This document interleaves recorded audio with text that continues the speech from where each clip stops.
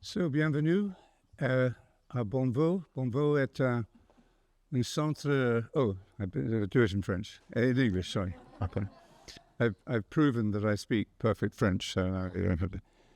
So, Bonnevaux is a center of contemplation for many centuries.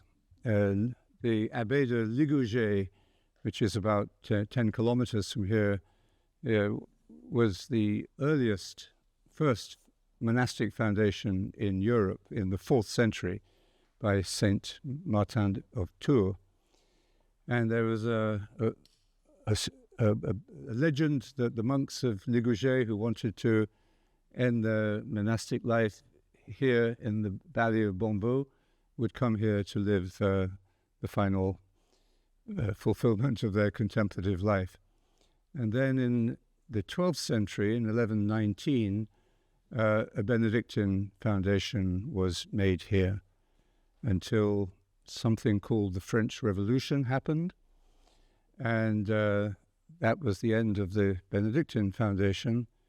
And the property passed into private hands until 2019, when we arrived, and we worked hard to renovate this beautiful place with the generous support of the whole of our community, the world community for Christian meditation. So Bonnevaux is the spiritual home of this global community, which has been growing for 40 years.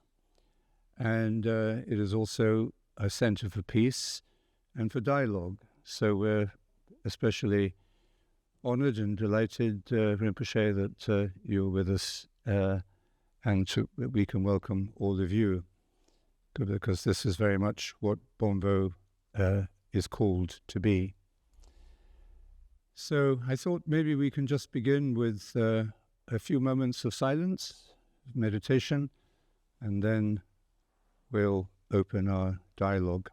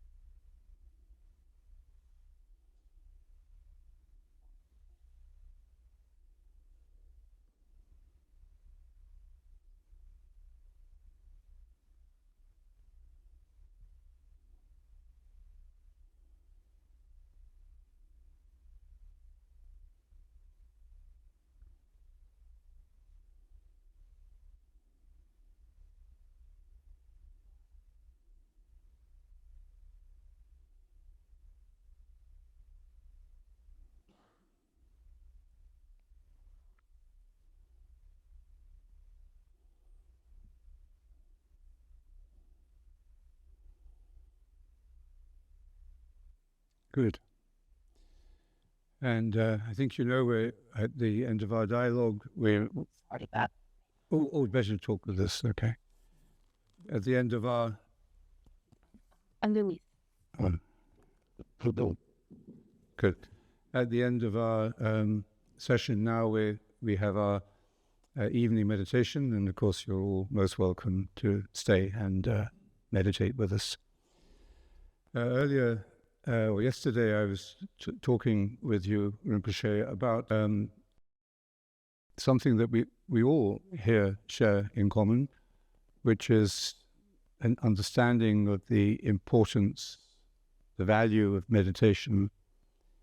And we spoke about the meaning of the word for meditation in Tibetan and in English and in French. It's the same word.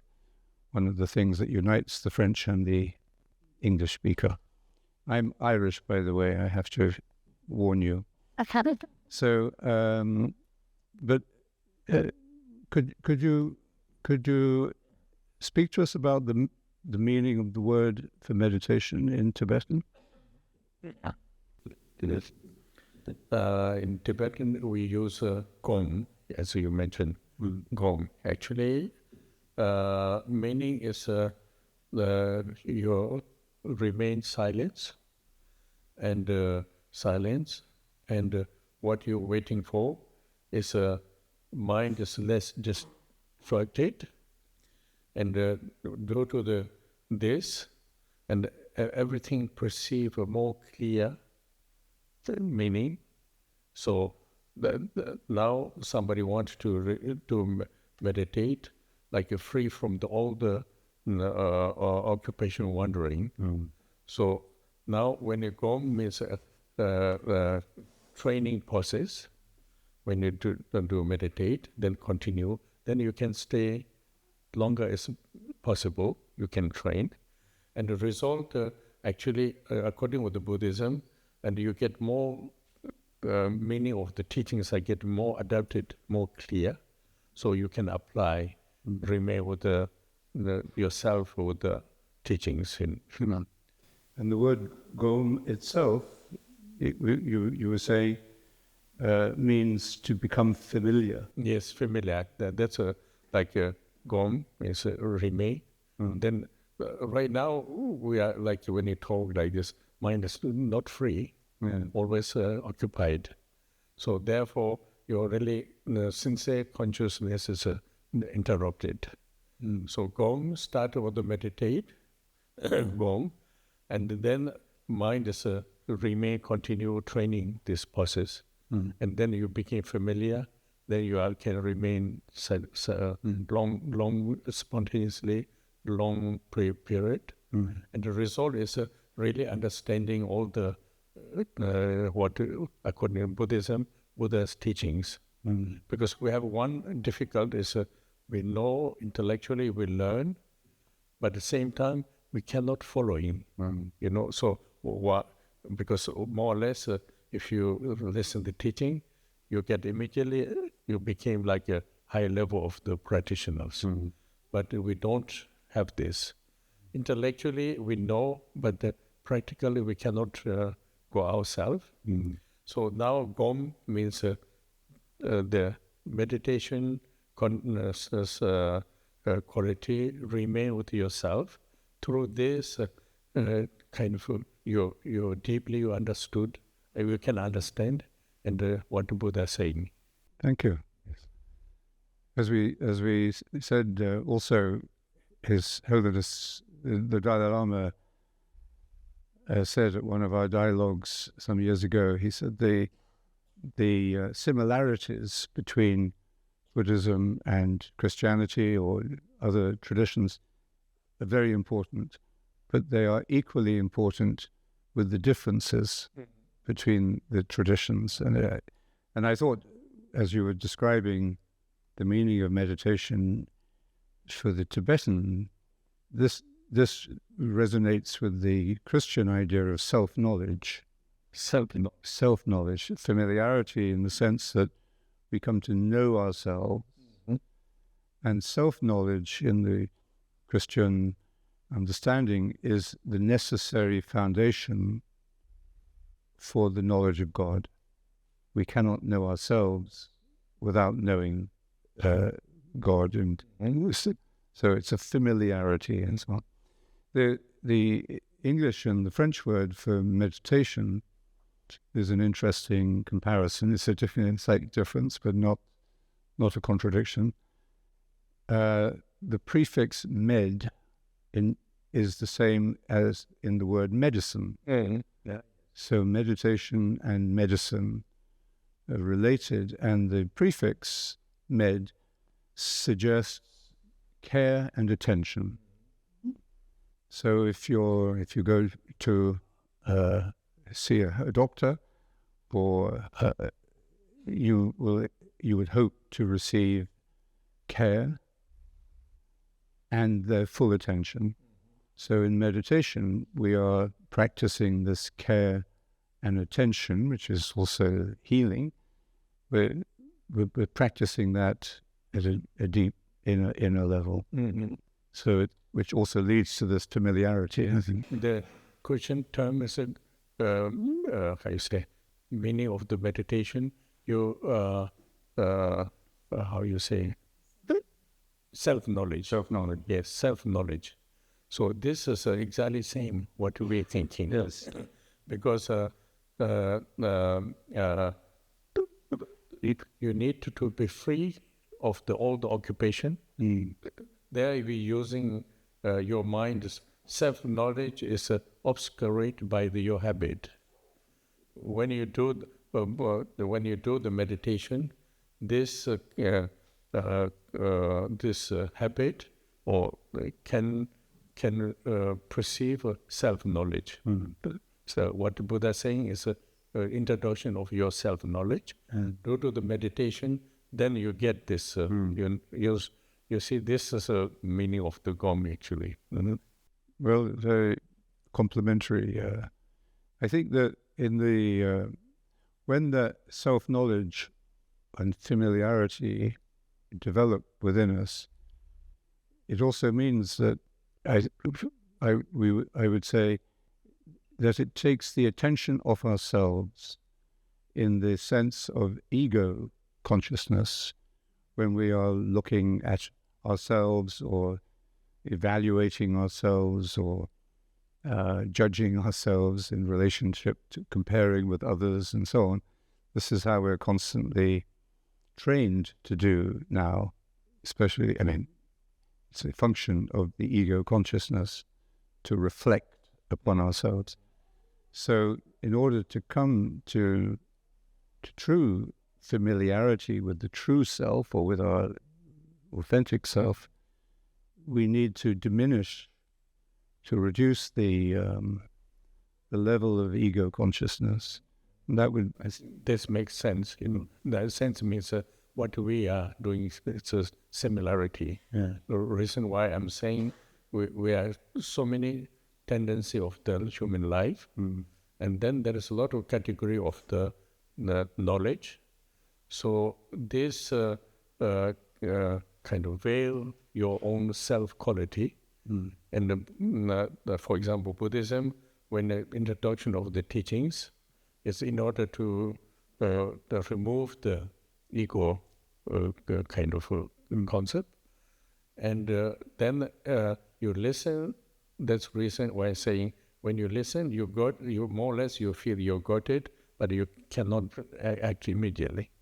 So now, in order to get, actually also Buddhism, self-knowledge means your own potential, or original human being's potential is wisdom actually. So then do the introduction by the teaching, in order to really get the wisdom, your own knowledge, so it means self-knowledge, you have to do meditate. Yes. Like consensus like this. Yes. I think in modern psychological understanding, we make this distinction between true self and false self. And it can be helpful, but I think it can also be confusing because it makes us feel that we can find our true self or look at our true self or stand it in some way objectively and evaluate our true self, but that does not reflect what you were describing as the clear mind and the pure mind, which is free from self-reflection and self-analysis and self-consciousness and comparison, all these things. And it replaces this normal ego consciousness with the state of wonder. It's conscious, but it is conscious of something that it cannot objectify. If we stand in wonder at the beauty of nature or the goodness of a person or the wonder of a truth that we've we've discovered, we're not comparing it with anything else. For that moment of wonder, it just exists and dazzles us or fills us with an appreciation of its truth or goodness or beauty. So that's not the same as, I think, the true self, false self opposition can be misleading. Yes, it's not exactly the same, because when you say what you explain is you are searching something. You can find relatively something, but your own nature very difficult to find. Yes, good. So this is the quite different. Yeah. But when you if you really want to be the achieve what the Buddha's explanation, free from the self, kind of, not saying you have no self, but free of the concept of the self. Yeah. Then there is one way to explanation. Then when you listen, disciples, I understood, but I cannot really apply. Yeah. Means you still, there is one problem, you don't get it. But this you cannot search. The message just goes in your mind. You cannot search. You can reflect, but you cannot find. In order to really find the truly, then method is meditation. Yes. Meditation. Meditation, there is no pictures, no sounds, no like introduction, but doing meditation to self can to somehow remove all your ignorance. When you remove ignorance, in ignorance, there's concept of the like worldly what we have, and not saying also bad things, remove your ignorance, and through this, then what teachings, what Buddha is saying, you really understanding by yourself. So that's the one people who live in the Tibet or like in the mountains, in caves. People live there quiet and following the meditate. First to listen to teachings, reflect a little bit. Then there is a different way to meditate. But when you meditate, and slowly you are free of what you call thinking caught by things. Yeah. And from there, then you really convince what the teaching is saying. You can live with this, Yes. I think maybe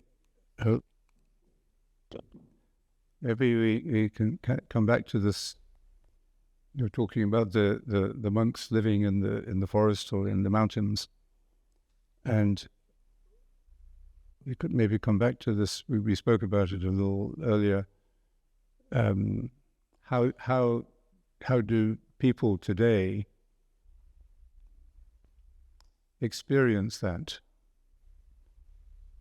Is it reserved only for people living in solitude and removing themselves from the world? There is a I think a very common element in both Buddhist and Christian monastic traditions, that if we want to come to this clarity, a purity of mind and heart, and what you were describing, then we have to separate ourselves from worldly anxiety, which is not so easy for anyone, and especially today. Now, we would all like to be free from distraction and worry and financial worries and the news, and there are people who don't watch the news anymore because they don't want to be made anxious. But I think the big, very important question, maybe we can talk about it now, is how do we cultivate this practice of being free from worldly anxiety, to some degree anyway, in a world where we are addicted to our cell phones and to the internet, and we have in modern urban life constant anxiety, traveling on the metro or paying bills and dealing with the pressures of life. So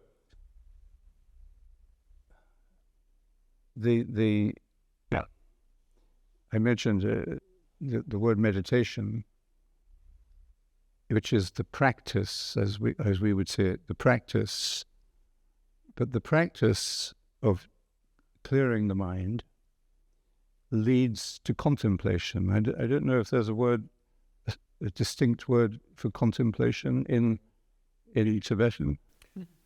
Tibetan contemplation is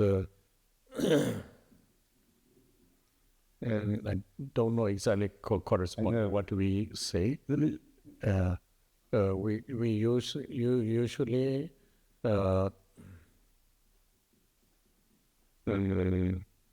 there is one we call Sheijing.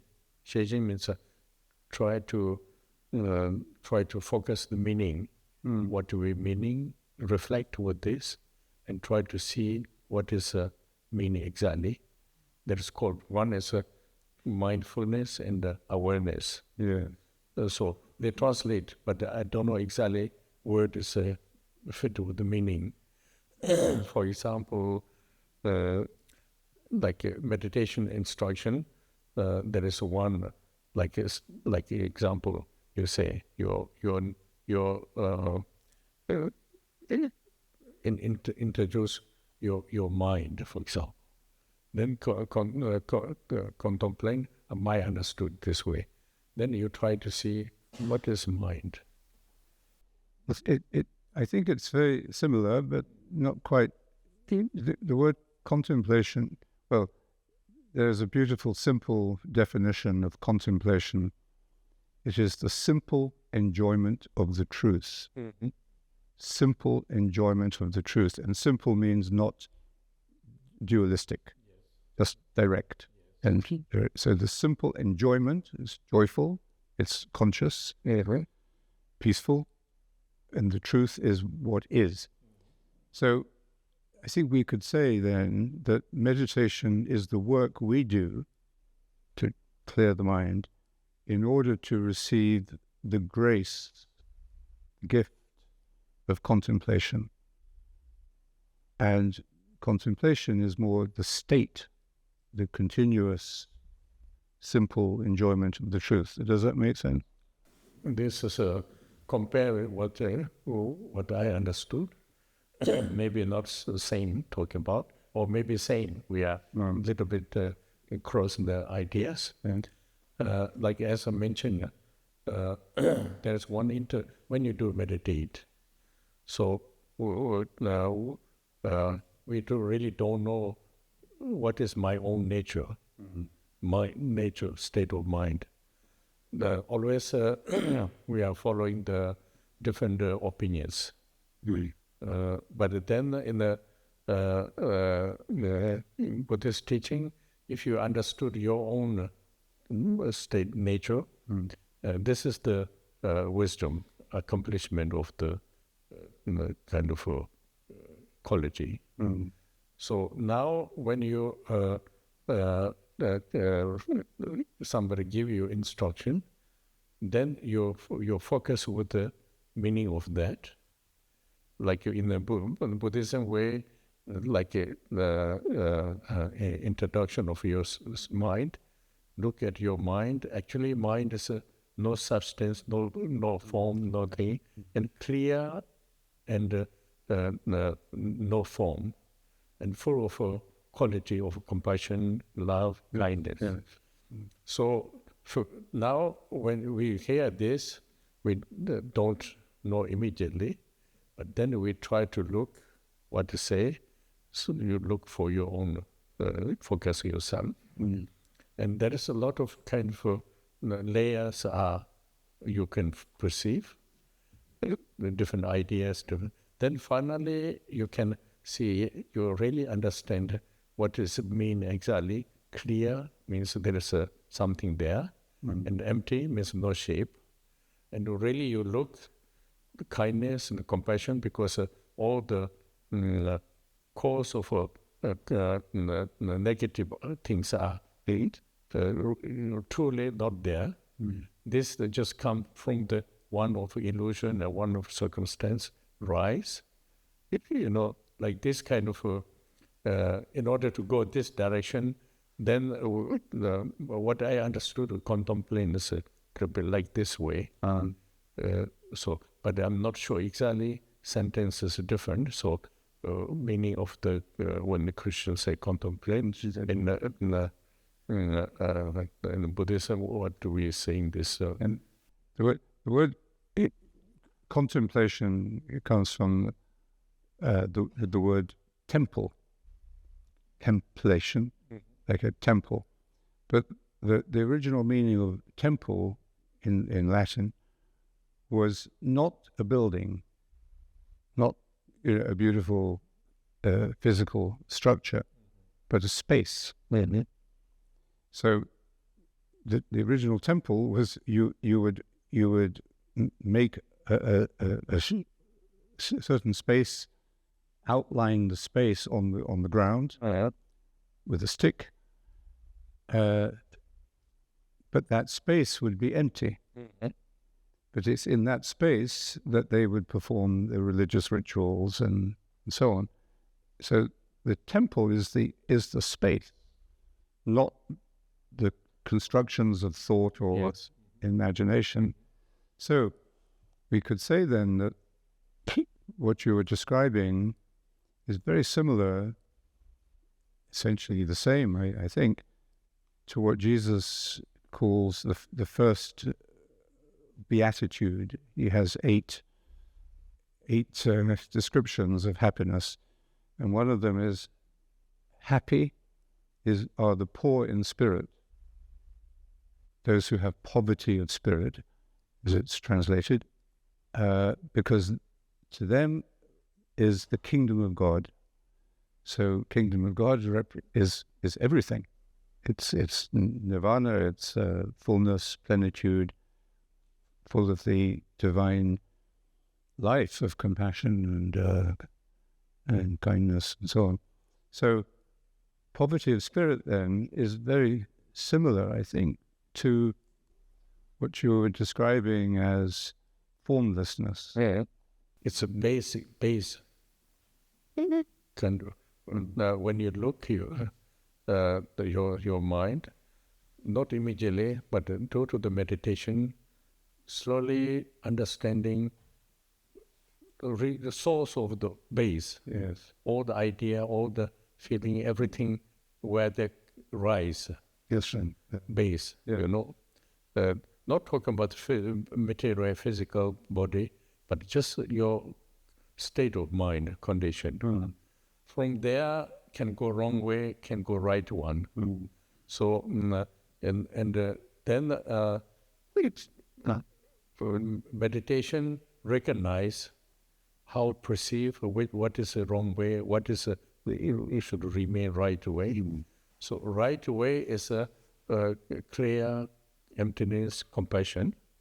Wrong way is all the ideas you used to have, like human beings. We all have ideas, consciousness, ideas. Everything goes. So is this fit with what you're saying? I think it is what you describe. I understand as the process of going through those layers of consciousness. I mean, it's not just going from one to another. No, we have to go through, and each layer of consciousness is a more simple and more pure and happy level. Even if we can't hold it or stay there for as long as we would like. Eventually, we would hope it becomes permanent. But in the process of the practice, we just continue to go through these layers. There's an early, a 5th century Christian teacher called Gregory of Nyssa, Saint Grégoire de Nice, and he said, to seek God is to find God. Mm-hmm. Which he's reminding us, Jesus says, whoever seeks will find. So to seek God is to find God. But then he adds, and this is a new dimension, I think, of understanding, that to find is not to arrive at a final destination. It's not like getting off the bus. But to find is to realize that we are now starting on a new stage of the journey. So it is endless and without boundaries, without limits. Does that resonate? Yes, this makes sense. We talking, like first you say before the example, there's many layers. So layers are, of course, there's a mental state. There is a lot of layers. Mm-hmm. And layers are, if you don't, in order to understand the layers, helped by the doing meditation, discovering, understanding and the improvement of the each layers. So this part is a kind of understandable, similar way of we say. I cannot say it's the same because I don't have a totally ideas, but understandable. When you say this, I feel immediately. Yes, talking about this kind of a way of a feeling when you do contemplate, meditate, and so. We also speak about, maybe we could just like to know what you think about there is a great hunger, and all of you here today show that, a great hunger in our world for the truth of contemplation, the truth that meditation will lead us to. And yet it is very difficult in our world. So there are many ways being offered, and different people will find different ways. There's more than one way, obviously, but I think how do I say this? It's very challenging for the monks in the mountains or in the caves to practice this. It's also very difficult for people living in Poitiers or even in Paris, wherever. It's very difficult to practice it amid all the distractions and the pressures and the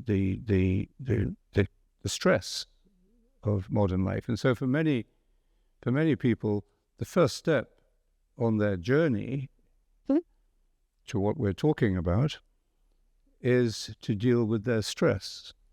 And so mindfulness, has the mindfulness movement has become very helpful and very popular to many people, specifically just to deal with stress. It doesn't really give, I think, a understanding or an explanation of what it is like to be without stress. It's just getting rid of the stress, first of all. And that's very difficult to do in our society. So my thought is, How do we help each other? How do we help people in this modern kind of Western culture or global culture now to practice this in a serious way that will allow the process to continue to take them deeper? What are the specific, or what are the particular kinds of support or encouragement or inspiration that people today need to undertake this? Now, this is more relatively what we need right now. Yeah. This actually needed several, my feeling, but I cannot say exactly my decision, but what I feel needed several topics. One is we try to learn like a basic kindness to each other, because now the world is focusing always gain something myself. So even I can see like in France, like really idea of the social is turning like before. So like not the social is idea is I want to help and the people need their own life good. Right. But due to the world situation, a little bit turning, and we say social, but actually we want to make more money, more power, like looking for yourself more, this kind of turning. So for this, first, this idea of the human beings, we really need to help each other. This state of mind. I just refer with what Buddhist is saying, and then I try to. Then when you say idea of help each other, not so easy to help also. So then questions, why not easy to help? Then easy to help. First start with desire of the things. This you have to know what the desire makes problem. I think Buddhist teacher, all teachings they're saying also. And through this, not like a general society, we cannot say totally renounce desire, but desire form, not only looking for yourself, but for need others also. Then some kind of recognition.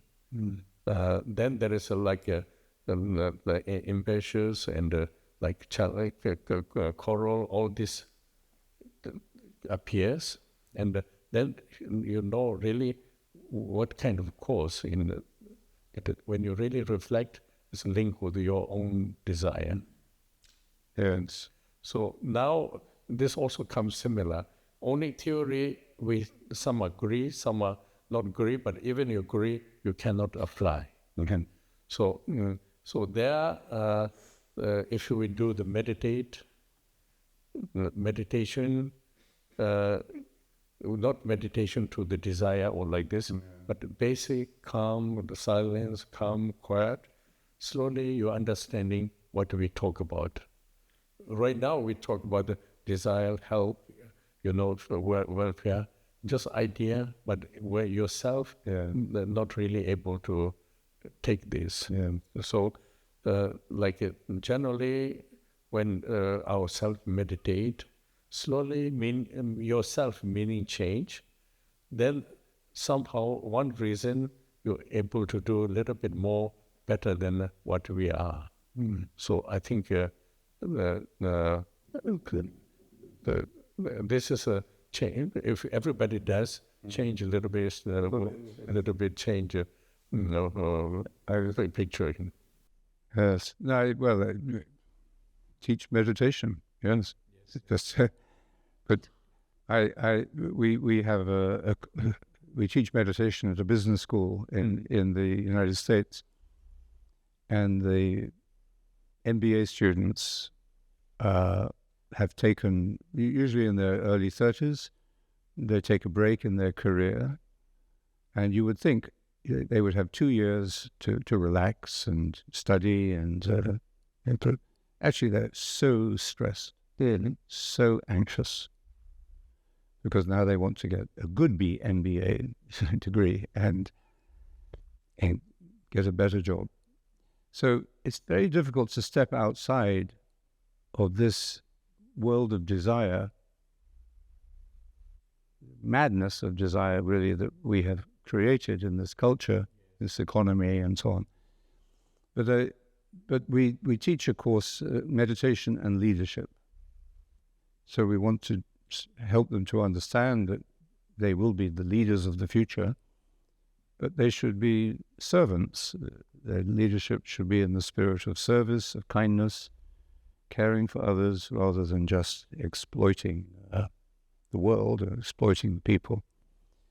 And they want to know this, they want to understand it, and they want to be able to do it. And so they understand that meditation would help them to do this. So we have this connection, and there's a popular course. But they then face the challenge of actually meditating. And we say, we will share many ideas with you in this course, but one basic idea is meditate every day, and that we would like to help you to get into this practice. And some do, but many find it very difficult, very difficult. So I say, one student I was talking to, he was saying, he couldn't meditate for more than 3 minutes, and he would just get so stressed and anxious, he would jump up and do whatever he had to do. So it made me think that what we can say is, try to meditate regularly. And if you can't do it twice a day or even once a day, do it once a week. If you can't do it once a week, do it once a year. But do it at the same time every year. If you can't meditate for 20 minutes, meditate for 20 seconds. But at least to build a kind of a regularity, because that's how I think our mind works. We develop habits, usually bad habits or often bad habits, but we can also help each other to develop good habits, even if it's a slow process. That's something we can do. Yes, when you do meditate, it's kind of first you apply your meditate, but then there's a need to kind of a regular habit. Otherwise, you can do, when you don't do, again habit changes. This is what we discovered. But then same time, you need like a basic your idea. This is a form of the kindness, loving to others, compassion, this kind of idea, meditate. This makes a personal kind of state of mind a little bit changing, different shape, different way. So therefore, I think also, because when you have to challenge with the work, nowadays is pushing more, everybody pushed. So due to this, very easy to break down. So if you have a little bit like a breakdown because of the always fear of myself and the fear of have to be proper, otherwise losing, fear of the losing. So therefore, if the mind setting is a little bit changed, this fear is more for positive. Don't lose your, because orientation is not only me, but many others. And so this makes first where you're facing is not like you're kind of controlling you, pushing you, and negative to you. This kind of concept change. So I think they're the one, like in, meditate, but at the same time, there is a little bit like in the Buddhism, we're using bodhicitta mind. It means like a compassion, love, like a kind of a human, what we need. This, if you have an idea, then it's a more relax of the fear, stress, and these things. I'm not sure exactly what I'm saying is right or no, but nowadays many people easy to burn out, easy to kind of the mental disturbed, easy to like kind of physically easy to have disease. Yeah. When you really look, the companies are too pushy, too much push, too much give stress. Like for example, when you go to see the one banker, for example, it's like a middle manager, and he has a full of fear. Boss will push him. Then this reaction comes to the customer. Yes. Yeah. So there's this kind of whole world is changing, and then kind of spiritual ideas are a little bit decreasing, forgetting, and some are forgetting, but some are, they have no idea, they never heard about it. No. This will help. That's the worst. That's the worst thing. Is if we have lost this. Let's call it spiritual dimension. That's fine. And but what is even worse is that we don't realize we have lost it. We've forgotten. It's if you're looking, if you lose your keys, you know what you've lost, and you start looking for them. I lost a notebook this morning. I can't find it anywhere, but I know what I'm looking for. But if you get to the point where you forget what you've lost, that's very dangerous. Yes, and that's so. Maybe we could come back to desire, because you spoke about desire, and I was thinking recently about the question of of inhumanity. We could also call it evil.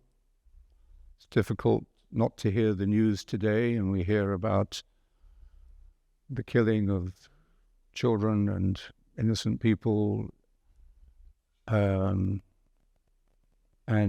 this terrible case in France at the moment, this village, where this woman was abused for so many years.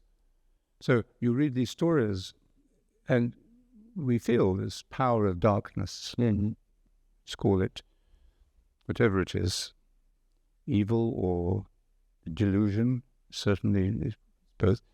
So, a very important question, I think, for the meditator or the contemplative person and community is to reflect on, where does it come from? Where does this darkness come from? And the best explanation I can have is that it doesn't exist. Let's call it evil, the darkness. It doesn't exist. It exists. It exists because it causes pain and suffering, and it's horrible to be aware of. It exists, but it's not real.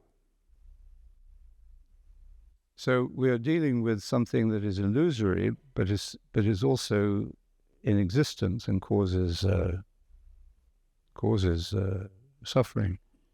So where does it come from? Maybe does it come from the way in which the mind forms a desire or discovers a desire and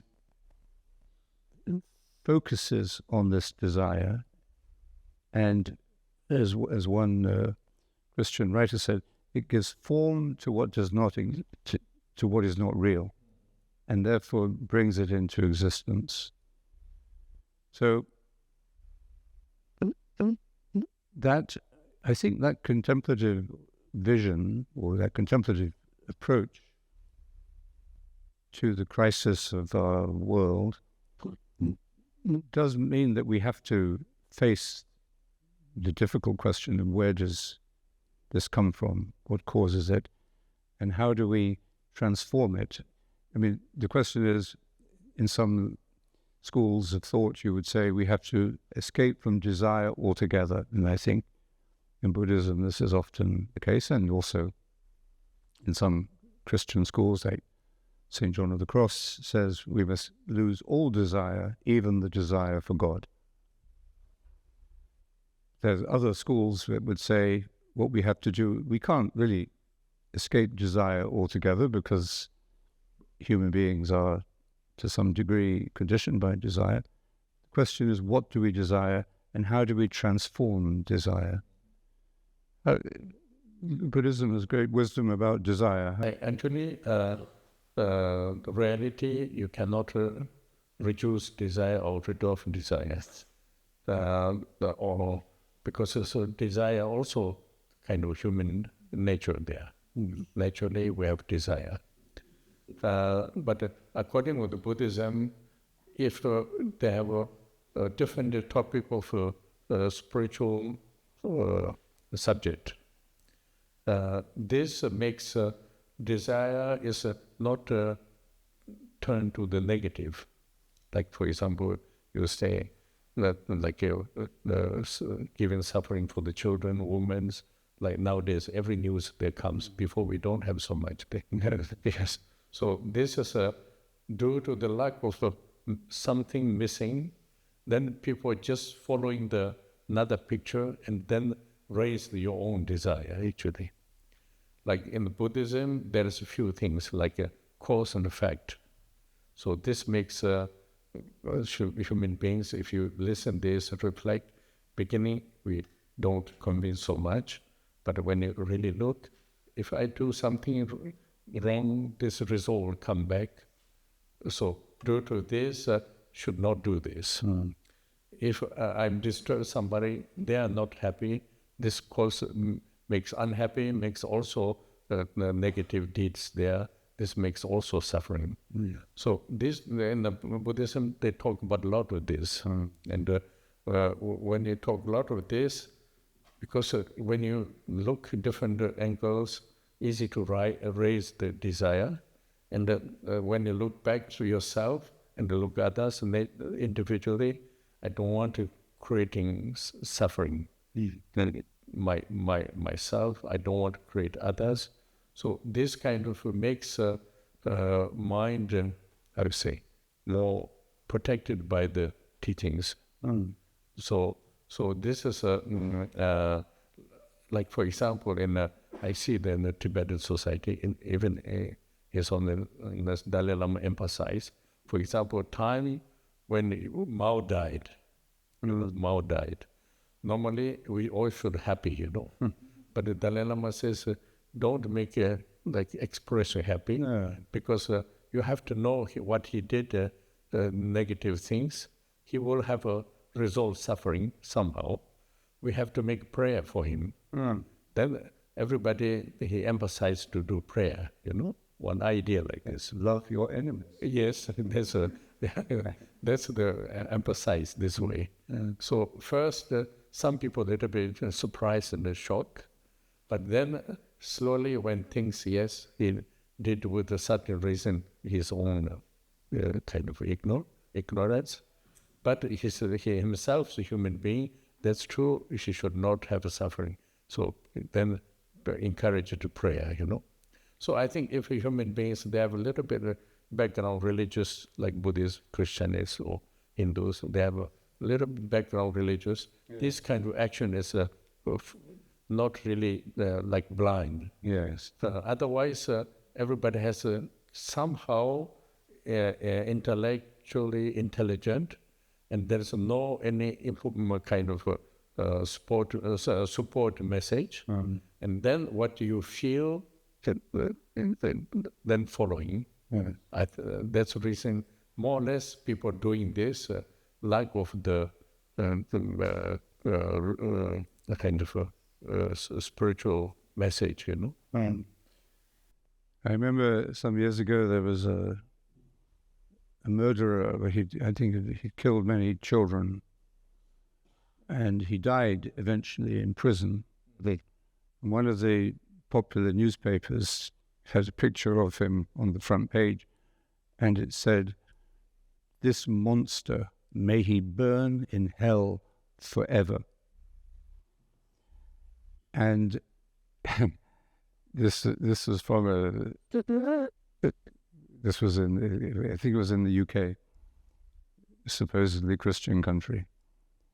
So I think what the Dalai Lama is saying is exactly this, that if we don't understand the nature of evil, then we will become dark forces ourselves. We will become like the people we are accusing. And if we understand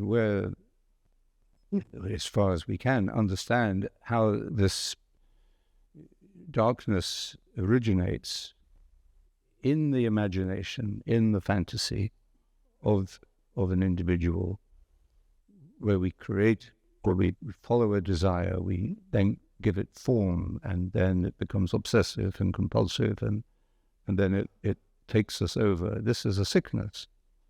Now it has to be controlled and maybe punished even, but it's actually. So in the Christian understanding, we would express this simply by saying, God created nothing that was not good. That everything is good by nature, but it can be perverted, or it can be, but it can also be. So this is, I think, the karmic principle too. It just increases. That's right. Yeah. Because karmic is just like no black and white. I think. Then there is all idea, action, everything combined together, and then the result is slowly grown according to the present moment situation, then growing. So therefore, if people really know, but the message of the like teachings of Buddha or any other religious, they talk about this. So then, even you want to following somebody, yourself not there to do this, and this makes yourself remain with the proper conduct. I remember some years ago in Northern Ireland, where there was this hundreds of years of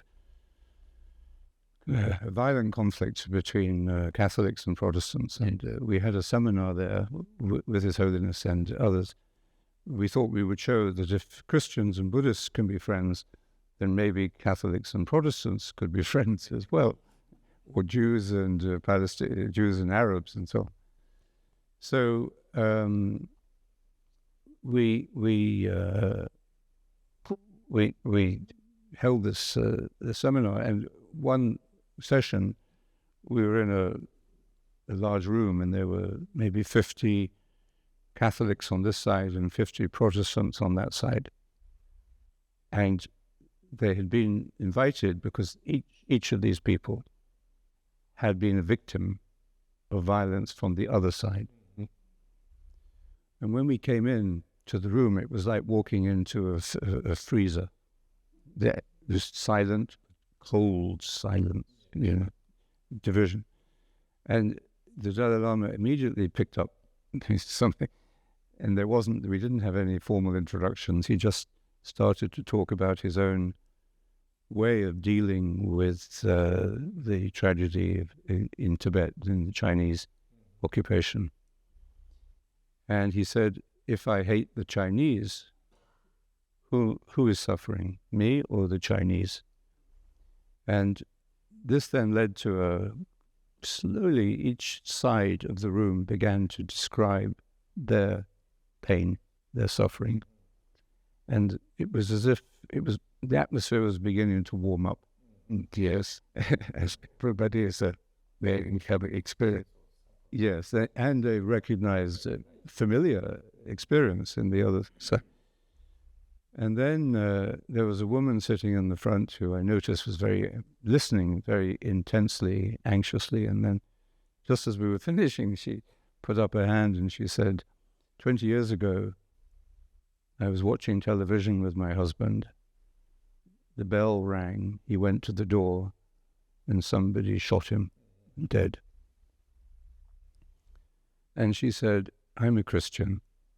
And I thought I want to forgive my enemies, but I couldn't forgive because they didn't ask for forgiveness. And I felt I was betraying my husband if I forgave them. So for 20 years, she suffered this. And she said, now I can understand what forgiveness means. And it is not so much that I am giving forgiveness to the person who hurt me, but I am changing something within myself. Mm-hmm. And it was a beautiful moment of wisdom. And I think we could also say that forgiveness is what dissolves karma. Yes. All that you are kind of so stick with this. Yes. All then forgive me sincerely. Then I think it changes. Yeah. Because usually when we are in the monasteries, every 15 days they forgive and for what negative things, not so big things, but forgive all the what bad things, restore yourself, and committed, like this. So actually forgive, it makes a lot of change. Yeah. Change your state of mind. You accepted something. In the Catholic Church, there's a sacrament called the Sacrament of Reconciliation, which is not very popular today, but it and sometimes it became very mechanical. But it has a very profound spiritual and psychological benefit, like the habit in the monasteries of forgiving the people you're living with. It's confessing or admitting, that you need forgiveness because we're not perfect. Yes, that's right. Mm.